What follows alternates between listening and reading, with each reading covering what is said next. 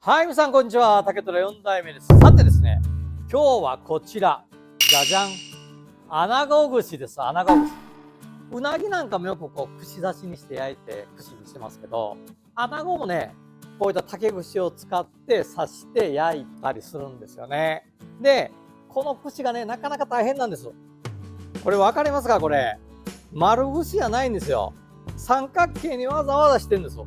で、三角形にしてこの竹表皮がついてる、分かりますか？この竹のね、表皮を全部つけてあるんですよ。竹の表皮付きですよ。竹の表皮付きで三角形の竹串にしてある。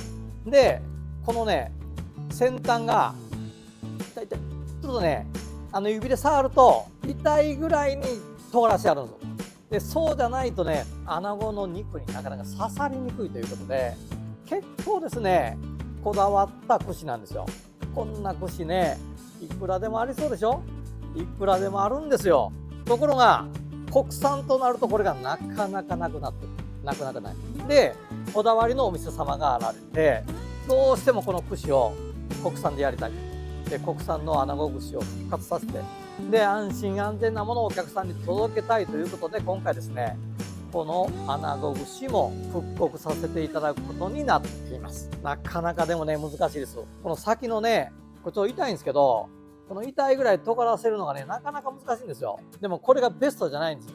本当はもっとね、丸く来て、尖って、で、丸く戻ってほしいって言うんですけど、そのリクエストは難しいので、ギリギリですね、こういった形の竹串がなんとか復刻できないかと思ってやっています。ではね、このこだわりの国産の穴子串が一体どんな風に作られているのか、一本一本全部手削りです。ちょっと皆さんにご覧いただきたいなと思ってます。どうぞ。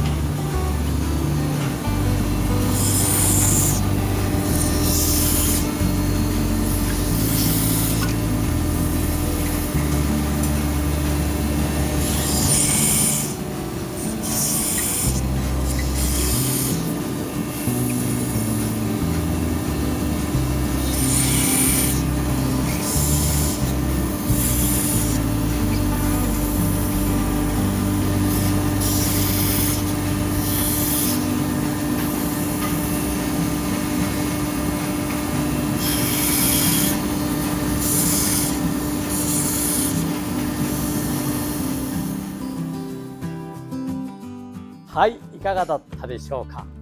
国産の竹穴子串。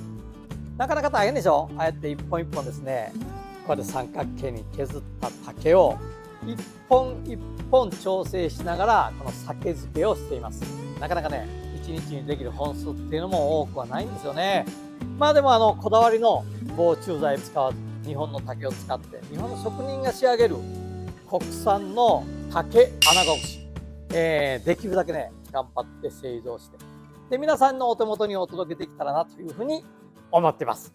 ノーバンプノーライフ。最後まで動画をご覧いただいてありがとうございます。グッドボタン、チャンネル登録よろしくお願いいたします。